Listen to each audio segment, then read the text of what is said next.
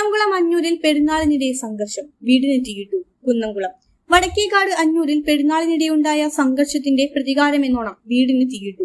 കുന്നംകുളം അഞ്ഞൂരിലെ വാടക ക്വാർട്ടേഴ്സിൽ താമസിക്കുന്ന അജിത്തിന്റെ വീടിനാണ് തീയിട്ടത്. ഇന്നലെ രാത്രി 11:30യോടെയായിരുന്നു സംഭവം.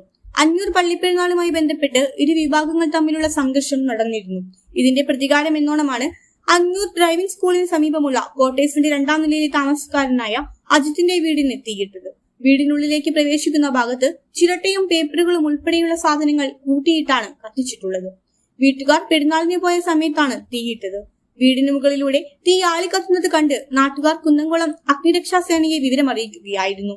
തുടർന്ന് അഗ്നിരക്ഷാസേന സ്ഥലത്തെത്തി തീയണച്ചു. Kunnamkulam sub inspector Arunkumar, civil police ഓഫീസർമാരായ ബിജു, ഷെഫീഖ് എന്നിവരുടെ നേതൃത്വത്തിലുള്ള പോലീസ് സംഘം സ്ഥലത്തെത്തി CCTV ക്യാമറകൾ ഉൾപ്പെടെ കേന്ദ്രീകരിച്ച് പ്രതികൾക്കായി അന്വേഷണം ആരംഭിച്ചു.